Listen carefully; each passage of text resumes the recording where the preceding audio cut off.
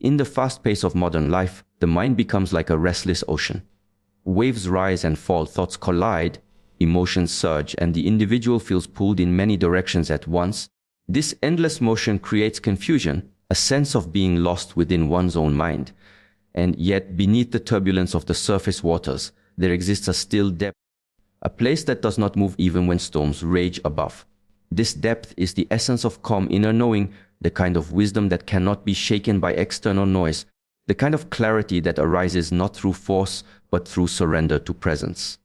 When one begins to recognize the difference between the surface activity of the mind and the depth of silent awareness, a shift takes place.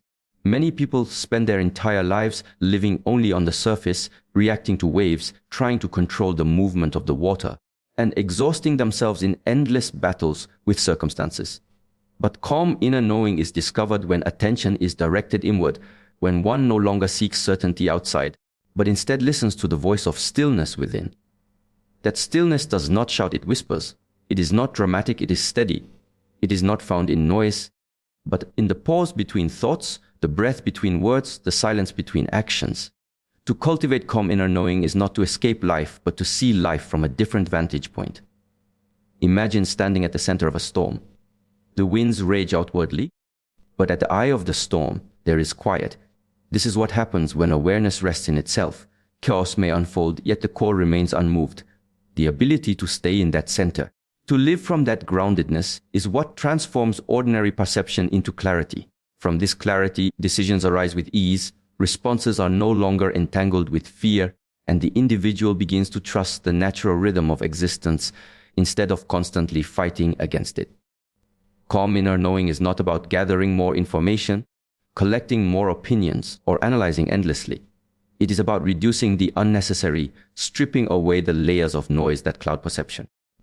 It is about sitting long enough with yourself until the mind's restless commentary fades into the background, and what is left is something simple yet profound, a sense of being that knows without needing to explain. This kind of knowing is not intellectual, it is intuitive, embodied, and immediate. It comes not from books, but from silence, not from argument, but from direct experience. The journey to this inner calm requires patience. In the beginning, when silence is sought, the mind often grows louder. The chatter increases, the body resists, distractions multiply. Many abandon the practice here, believing silence is impossible. But if one persists, if one continues to observe without judgment, a subtle shift begins to occur. The waves do not vanish, but the relationship to them changes. One no longer identifies with each wave, no longer reacts to every ripple. The mind may still produce thoughts, but they pass by like clouds drifting across a vast sky. The sky remains untouched, no matter how many clouds move through it. In the same way, the essence of inner knowing remains untouched, no matter how many thoughts arise. From this place of calm, there is a sense of freedom. Not the freedom of escaping responsibility, but the freedom of clarity, where one is no longer bound by compulsive reactions.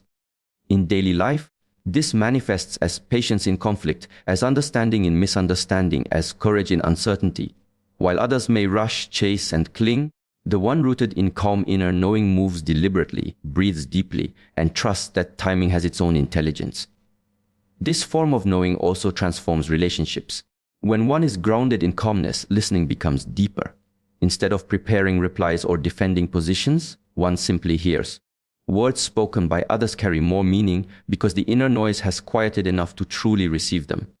Compassion arises more naturally because the space of silence reveals that behind all roles and masks, there is a shared essence. Calm inner knowing softens the edges of the ego, allowing a deeper connection to flow between human beings. In the moments of solitude, calm inner knowing becomes a guide. It does not provide long explanations. It does not overwhelm with details. Instead, it provides a simple direction, a sense of this way. And though the mind may question, though doubts may arise, the quiet voice of knowing does not argue. It simply remains steady like the flame of a candle shielded from the wind. The more one trusts this inner compass, the more life aligns itself with clarity and meaning. Calm inner knowing does not mean the absence of challenges. Storms will still come, losses will still occur, uncertainty will still present itself. But the difference lies in how one stands in the midst of it all. Instead of being thrown into panic, there is a capacity to pause, to breathe, to allow the storm to pass without collapsing into despair. Strength emerges not from resistance, but from rooted stillness. This strength is not loud, it is quiet, not forceful, but unshakable. To live from calm inner knowing is to live with trust. Trust that even if answers are not immediate, they will come. Trust that even if the path is unclear, the next step will reveal itself. Trust that even if the outer world moves with uncertainty, the inner center remains constant. This trust is not blind, it is the fruit of direct experience with silence. Once one has touched that place within, no amount of noise can erase the memory of it. The mind may forget, but the being remembers. The world constantly urges movement, achievement, comparison, and restlessness, yet the deepest wisdom unfolds in stillness. To practice calm inner knowing is to reclaim sovereignty over one's attention, to no longer be enslaved by every fleeting distraction.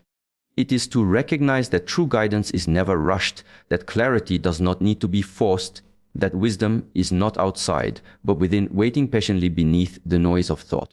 Growth is often described as a personal journey, something you walk alone, guided by your own reflections, choices, and discipline. And while this is true to an extent, there exists another form of growth that is often overlooked, yet just as vital: shared growth.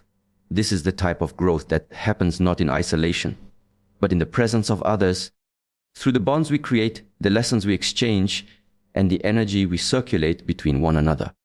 Shared growth is a reminder that life is not meant to be lived as a solitary climb up the mountain, but as an ascent where the strength of one can support the steps of another.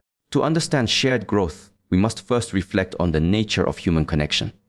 Every interaction we have, whether fleeting or lasting, plants a seed within us. Some seeds grow into wisdom, others into compassion, and still others into resilience. These are not qualities we could cultivate in isolation, because their very essence requires the presence of another. Patience, for example, is not born in a vacuum. It arises when we are challenged by others. Empathy cannot develop by ourselves. It comes when we feel the weight of another person's experience. Shared growth, therefore, is the invisible architecture of our inner evolution. Consider the way fire spreads. A single flame can light another without diminishing itself, and in doing so, both flames burn brighter. Human beings are like these flames. We are capable of sparking inspiration, strength, and understanding in others without losing our own. When you share what you have learned, your struggles, your breakthroughs, your quiet insights, you are not giving something away, but multiplying it. Shared growth functions in the same way. It allows wisdom to circulate, for energy to expand, and for lessons to gain strength as they are lived out collectively. Yet, shared growth is not always comfortable.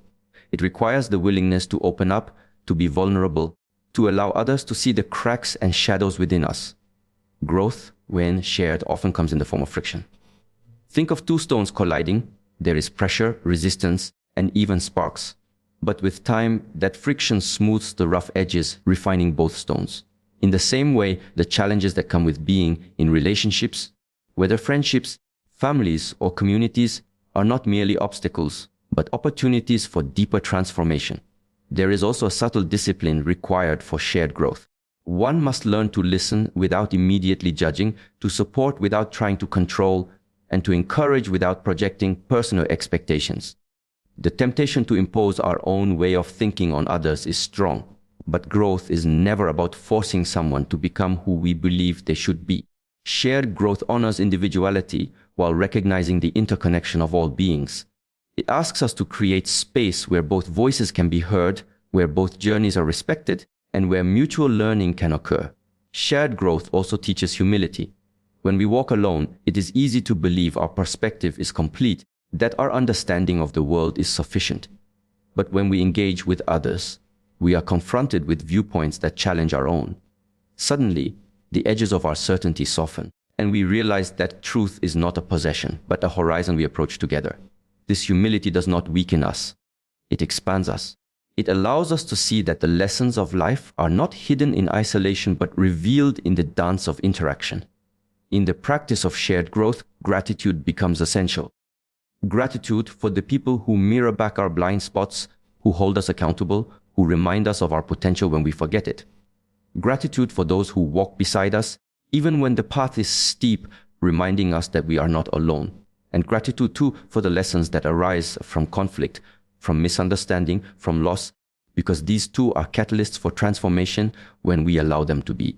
What makes shared growth powerful is its ability to ripple outward. When one person grows in awareness, it affects how they speak, how they act, how they treat others. This in turn influences the environment they are part of. A single individual, by choosing to expand in wisdom, patience, or compassion, can shift the atmosphere of an entire community. Shared growth, therefore, is not just personal, it is collective. It is the weaving together of many small transformations that create a larger wave of change. To engage in shared growth is to recognize that we are part of something bigger than ourselves. It is to accept that the wisdom we gain is not only for our benefit, but also for the nourishment of those around us. In this way, growth becomes an act of service. By working on ourselves, we contribute to the healing and evolution of the whole. And by walking with others, we ensure that the lessons of life are not hoarded, but shared, not hidden, but illuminated, not stagnant, but alive in the movement of connection. Shared growth reminds us that the path of transformation is not linear. At times, we are the ones guiding, teaching, and uplifting others. At other times, we are the ones stumbling, learning, and receiving support.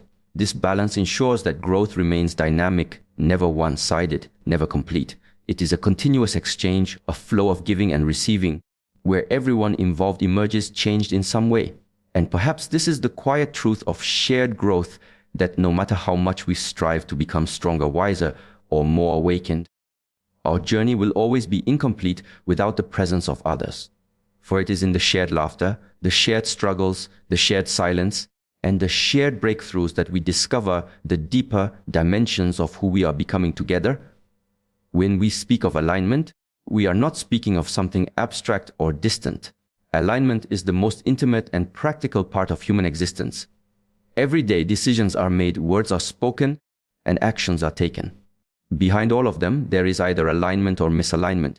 To live with aligned values and energy is to step into a way of being where the internal and external are no longer in conflict.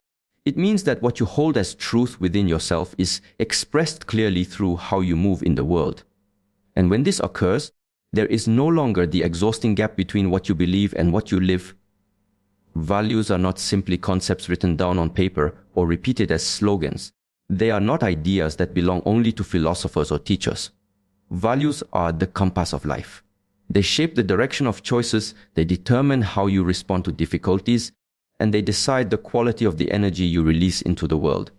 Many people live without consciously defining their values, and because of this, they find themselves pulled in countless directions. They react to the demands of others. They chase after goals that were never truly their own, and they wonder why their energy feels drained. Misalignment is costly. It costs peace, it costs strength, it costs clarity. When you begin to uncover your values, you begin to reclaim authority over your own energy. Ask yourself, what do I truly stand for? What is it that I am unwilling to compromise, no matter the circumstances? These are not small questions, and their answers are not found in one sitting. They reveal themselves gradually, in silence, in reflection, in moments when you confront both your strengths and your weaknesses. Each value discovered is like a pillar. The more pillars you uncover, the stronger the foundation of your life becomes. Energy is the expression of those values in action. It is the living proof of whether or not alignment has been achieved. A person may say they value honesty, but if their words are filled with manipulation, their energy betrays the misalignment. Someone may claim they value compassion, but if their daily behavior is harsh and indifferent, the contradiction drains their vitality.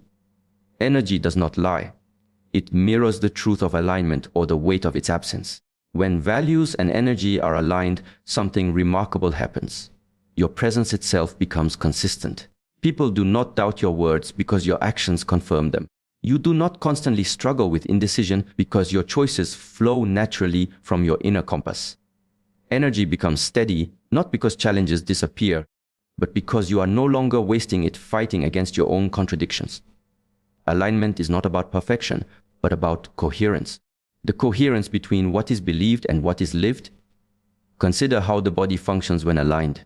If the spine is straight, if the breath is deep, energy circulates without obstruction. The body feels stable and powerful. But if the posture is twisted, if the breath is shallow, the entire system weakens.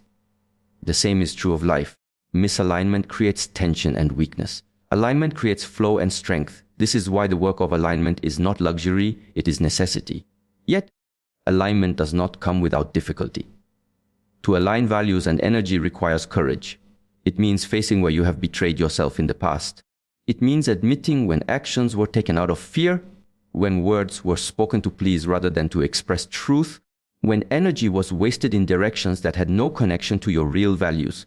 This process is not comfortable, but it is cleansing.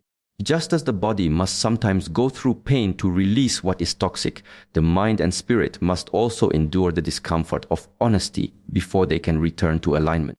The reward of this work is liberation.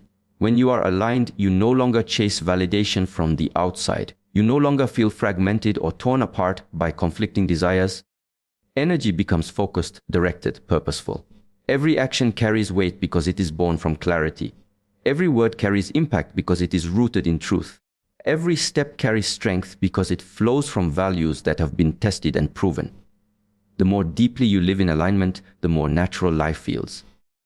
There is no longer the need to pretend. There is no longer the exhaustion of wearing masks. Energy rises not because you have forced it, but because nothing is obstructing it anymore. Alignment is not about becoming something different, it is about becoming whole again. Values are discovered, energy is purified, and life becomes an expression of integrity. This alignment extends beyond the individual. When a person lives with aligned values and energy, they influence the environment around them. Their steadiness calms others. Their clarity inspires trust. Their authenticity encourages others to seek the same within themselves. In this way, alignment is not just personal but collective. The world is shaped not only by what people say they believe, but by how consistently they live those beliefs through their energy. The path of alignment is continuous. It is not a single decision but a discipline. It requires returning again and again to the questions: are my actions reflecting my values? Is my energy coherent with what I claim to stand for? Every day offers an opportunity to realign, to adjust, to purify. Alignment is not rigid, it is alive. It shifts and grows as your understanding of yourself deepens.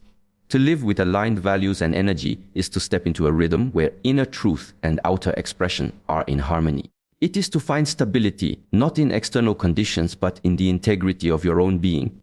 It is to experience energy not as something that is constantly escaping you, but as something that is renewed by every choice made in coherence with your values. There is a quality within certain individuals that cannot be measured by appearance, wealth, or even words. It is something deeper, subtler, and yet profoundly felt. When they enter a room, the energy shifts. When they speak, there is calmness in their tone. When they simply sit in silence, the atmosphere around them softens. This is the power of a healing presence. It is not something one can purchase or pretend to have. It emerges from inner work, from a heart that has been emptied of unnecessary burdens, from a mind that is not constantly racing but knows stillness, from a spirit that understands the flow of life. Healing presence is not an act, it is a state of being. Healing presence begins with awareness. Awareness of oneself, awareness of others, awareness of the invisible connection that ties all things together. A person who cultivates presence is not hurried by the pace of the world. They are not distracted by noise or addicted to chaos. They move slowly, deliberately, with attention in every step. And because they are not lost in the storm of their own thoughts, they are able to notice. They notice what others overlook. They hear what others ignore. They sense what others cannot explain. Their awareness becomes a mirror, and in that mirror, others feel seen, understood, and safe. To embody a healing presence is to dissolve judgment. Most people look at others through the lens of their own opinions, their own history, their own biases, but healing presence requires stillness of perception. It requires the ability to observe without labeling, to listen without planning the response, to witness another human being without the urge to control or change them. It is the simple act of letting another exist fully, without interruption. This alone heals, for the greatest wound most people carry is the pain of being unseen and unheard. Healing presence is born from the practice of silence. Not the silence of suppression, but the silence that comes when the noise of the mind quiets down. In that silence, something powerful emerges. Compassion arises naturally. Patience becomes effortless. A calm radiance flows from within. Others who come near such a person can feel it without explanation. It is like standing near a warm fire on a cold night. Nothing needs to be said. The warmth itself is enough. This is why presence is stronger than advice, stronger than argument, stronger even than action. Healing presence does not push, it allows. There is a difference between a presence that dominates and a presence that heals. Dominating presence overwhelms. It forces attention, it demands recognition, it uses power to control. But healing presence is gentle. It does not force itself into the space of others. It simply exists quietly, consistently radiating steadiness. And because it does not seek to take, it gives. It restores balance by its very nature. People leave such presence feeling lighter, clearer, more whole, even if no words were exchanged. Healing presence grows when one releases the need to perform. In a world where so many feel pressured to be impressive, to be loud, to be constantly visible, the most healing gift is authenticity. Simply to be true, to be honest, to be real without the layers of masks. This is not something achieved overnight. It requires the courage to face one's own shadows, the willingness to sit with discomfort, the discipline to return again and again to inner stillness. Through this process, one becomes transparent, and in transparency lies strength. Others can sense when there is no pretense. They relax, for they know they are safe in that space. A healing presence is not about fixing others. It is not about taking responsibility for their pain. It is not about carrying their burdens. Instead, it is about creating a space where healing becomes possible. Just as a seed does not grow because someone pulls at it, but because the soil, water, and sunlight create the right conditions, healing presence creates the right conditions for others to return to themselves. It is not about adding more, but about removing what blocks the natural flow of life. One cannot cultivate healing presence without first learning to heal themselves. This does not mean being perfect or free of wounds. It means learning how to hold those wounds with compassion, how to sit with pain without being consumed by it, how to face uncertainty without collapsing into fear. A person who has walked through their own fire carries a different quality. They do not deny suffering, but they do not drown in it either. Their presence communicates silently. It is possible to walk through difficulty and still stand in peace. That silent communication often heals more deeply than any spoken advice. Healing presence is also about rhythm. The rhythm of breath, the rhythm of speech, the rhythm of movement. Someone who moves with gentleness teaches the nervous system of others to slow down. Someone who breathes deeply and evenly teaches others to breathe again. Someone who does not rush through words but allows pauses between them creates an opening for others to rest. This rhythm is not mechanical. It comes from within. It is the natural rhythm of someone aligned with life itself, unhurried, unforced, and whole. The cultivation of healing presence requires discipline, but not the rigid discipline of control. It requires the soft discipline of returning again and again to stillness, to awareness, to compassion. Every time the mind races, it is gently brought back. Every time impatience rises, it is noticed and released. Every time ego tries to dominate, it is softened. Over time, this practice shapes a being whose very existence becomes medicine. Healing presence is not loud. It does not need attention. It is subtle, like the scent of flowers carried by the wind, like the gentle sound of water flowing over stones, like the warmth of sunlight falling across the skin. Those who are sensitive recognize it immediately, and those who are not still feel its effects without knowing why. It is one of the greatest gifts one can offer to the world, for in a time of noise, distraction, and constant striving, the quiet power of presence restores balance and reminds others of what they truly are. In the midst of constant noise, where words collide and opinions flow endlessly, there exists a space that few ever seek yet all silently crave. The space of understanding that requires no sound. Silent understanding is not the absence of words, but the presence of awareness. It is the stillness that transcends language, the resonance that happens when two beings or even one mind and the universe meet in clarity beyond explanation. In silence, meaning does not have to be constructed. It reveals itself naturally. The art of silent understanding is not about muting expression, but about refining perception to such a degree that comprehension arises without effort. We live in a world addicted to articulation. Conversations are filled with explanations, justifications, and insistence on being heard. But the deepest truths rarely arrive with noise. They are subtle, like the movement of wind across water, like the shifting of light on a mountain at dawn. Silent understanding is when you no longer need to demand agreement, no longer feel the urge to convince, no longer push your thoughts outward to prove their worth. Instead, you dwell in a state where what is true is simply seen, felt, absorbed, and honored without the interference of constant speech. This form of understanding begins with the self. One cannot expect to grasp others in silence if one is estranged from one's own inner voice. When the mind is restless, chasing explanations and battling interpretations, silence feels like emptiness. But once the mind settles, once the waves column silence becomes a mirror, you see yourself clearly, the shadows, the light, the unspoken fears, and the unacknowledged strengths. This clarity requires no verbal affirmation. The understanding is there, wordless yet undeniable. Silent understanding in human connection is one of the most profound experiences. A simple look can carry volumes more than a speech. Presence itself can convey comfort or reassurance in a way that explanations fail to achieve. The warmth of being fully understood without speaking creates a depth of trust that words might even diminish. When two minds or two hearts resonate in this quiet recognition, there is no misunderstanding to be corrected, no distance to be closed. The connection itself becomes effortless, a pure recognition of what already exists. There is also silent understanding in nature. The tree does not explain its growth, yet we perceive its strength. The river does not announce its persistence, yet we feel its determination. The mountain does not declare its permanence, yet we sense its stillness and strength. By observing with attention, without imposing interpretation, we enter a dialogue with the world that requires no vocabulary. Nature speaks in silence, and when one is attuned, its wisdom is absorbed without argument. Silent understanding also reveals itself in discipline and practice. A practitioner of martial arts, for instance, does not constantly narrate each motion to understand it. The body learns through repetition until words are no longer required. The master's correction is often a simple gesture, and the student understands through demonstration, through presence, not through lengthy explanations. This type of understanding is direct, embodied, and beyond intellectual debate.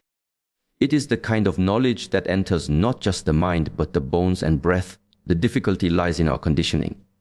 From childhood, we are taught to speak, to ask, to argue, to defend. Silence is often mistaken for ignorance or weakness. Yet the opposite is true. Silence reveals strength, patience, and depth. It demands restraint to hold back words when they are unnecessary. It requires courage to rest in stillness when noise feels more comfortable. Silent understanding is not passive. It is active awareness. It is the sharpened perception that listens deeply, not to words but to essence. Silent understanding also allows space. Words often crowd situations, filling every gap with explanation, sometimes even smothering clarity. Silence gives breathing room for the truth to emerge on its own. When you stop explaining, you begin observing. When you stop talking, you start listening more attentively. When you let go of the compulsion to verbalize everything, you discover that much of life can be understood without translation. In silence, misunderstandings dissolve because the very need to be right loses its hold. Silence does not argue. It accepts. Silence does not compete, it observes. Silence does not judge, it perceives. And within that perception, understanding flows naturally. The person who masters silent understanding no longer wastes energy convincing others. They allow the truth to unfold in its own rhythm, trusting that what needs to be seen will eventually reveal itself. Silent understanding is also a form of respect, to allow another being to exist without dissecting, without labeling, without pressing them into the mold of your interpretation is to honor their essence. True listening is more than hearing words, it is receiving presence. Silent understanding gives space for others to be fully seen without interruption. This respect strengthens relationships, deepens bonds, and cultivates harmony that noise often disrupts. At the heart of silent understanding lies a paradox. Silence seems empty, yet it contains fullness. Silence feels still, yet it is alive with awareness. Silence may appear inactive, yet it creates profound transformation. The art is not to escape words entirely, but to see them as tools rather than necessities. Once you can understand in silence, words become lighter, freer, less burdened by the need to carry everything. They complement what silence has already revealed, instead of trying to replace it. The more one practices silent understanding, the more one notices its presence everywhere. in meditation where thoughts gradually lose their urgency, in nature where wisdom whispers without sound, in relationships where a glance can convey volumes more than paragraphs, in the body where sensations guide action more effectively than instructions, and ultimately within the self where the most intimate truths can only be embraced when the noise fades and clarity is allowed to rise from stillness. There is a rhythm to life that cannot be rushed, a flow of events that unfolds not according to our impatience, but according to a greater order that is invisible to the eye. Human beings often struggle with the tension between wanting and waiting. The mind craves results, achievements, answers, and fulfillment on demand. Yet the wisdom of the universe does not bend to these impulses. Instead, it teaches us through seasons, cycles, and pauses that what is truly meant for us will not arrive early, and it will not arrive late. It arrives precisely in what is called divine timing. To understand divine timing, one must first release the illusion of control. Much of human suffering stems from the belief that life can be forced into our preferred sequence. People demand that opportunities come when they knock, that relationships unfold according to their script, that healing happens instantly once desired. But life is not mechanical, it is organic. Just as a seed cannot be commanded to sprout before the soil, water, and sunlight align, so too must our lives wait for the proper alignment of conditions. No amount of force or impatience can speed this process without damaging the natural order of growth. In moments of waiting, the mind grows restless. Silence feels like punishment, and delays feel like rejection. Yet in truth, these pauses are preparation. When the door has not yet opened, it is because the one waiting is not yet ready to step through. Life in its unseen wisdom delays certain events not to deprive us, but to strengthen us, sharpen us, and make us capable of carrying the blessings that await. A child does not yet carry the strength to bear the weight of adulthood, and in the same way, the self in one stage of life cannot hold what belongs to a future stage. Divine timing ensures that what is destined is not wasted by arriving in hands unprepared to hold it. There is a subtle harmony in divine timing. The smallest details converge, often unnoticed, until the pattern reveals itself. A chance meeting that changes a life does not happen by accident, but by a precise orchestration of events. A decision made years earlier leads to an outcome that only makes sense in hindsight. It is in these moments, looking back, that people realize the perfection of delays. They see that what once felt like waiting was not waiting at all, but the slow weaving of invisible threads connecting them to their destiny. Patience, therefore, is not passive. It is active trust. It is the discipline of aligning with the rhythm of the universe rather than fighting against it. Patience demands humility because it asks us to accept that we are not the master of time. It demands faith because it asks us to believe that unseen forces are working for our benefit even when nothing visible appears to be moving. It demands endurance because the length of waiting is rarely disclosed in advance. To live in harmony with divine timing is to surrender to this process without complaint, without bitterness, and without fear. The challenge of divine timing is that it requires the surrender of urgency. Human culture glorifies speed, instant gratification, and constant productivity. But speed does not equal growth. Rushing does not create depth. What blossoms too quickly often fades just as quickly. Consider the difference between a firework and a star. The firework dazzles instantly but disappears in moments, while the star takes millions of years to form and then shines for lifetimes. Divine timing ensures that what is built in our lives is not fleeting like the firework, but enduring like the star. Still, surrendering to divine timing does not mean doing nothing. It means preparing in the quiet, unseen ways while the larger forces align. The seed does not rush, but it grows roots beneath the soil. The mountain does not move, but it is shaped slowly by wind and rain. In the same way, we are called to cultivate ourselves in the unseen waiting periods. We are asked to strengthen our minds, to deepen our hearts, to sharpen our skills, and to cleanse our intentions. For when the right time arrives, the prepared are the ones who can step fully into what life offers. It is not enough to wait, one must wait well. Waiting well means being attentive to the lessons hidden in the delay. Each postponed desire is an invitation to reflect on what truly matters. Each silence is an opportunity to hear the whispers of inner wisdom. Each season of emptiness becomes fertile ground for patience, humility, and growth. Divine timing is not simply about the arrival of an external event. It is about the inner transformation that must occur to be in harmony with that event. And when the moment finally comes, it often arrives not with fanfare, but with quiet inevitability. The right people, the right opportunities, the right circumstances align as though they had always been waiting in the wings. There is no struggle to grasp, no force to maintain, because what is aligned by divine timing sustains itself. The energy of the universe supports it, carries it, and allows it to flow naturally. What once felt delayed suddenly feels inevitable. What once caused frustration now feels perfectly placed. Thus, divine timing teaches the balance between effort and surrender, between action and stillness, between desire and acceptance. It does not deny the importance of goals or visions, but it places them in the larger context of life's unfolding. We are reminded that while we may plant seeds and nurture them, the rain, the sun, and the seasons are beyond our control. We can participate in the process, but we cannot dictate its pace. The wisdom lies not in demanding, but in aligning. The strength lies not in forcing, but in trusting. The peace lies not in knowing when, but in believing that when the time comes, it will be exactly as it is meant to be,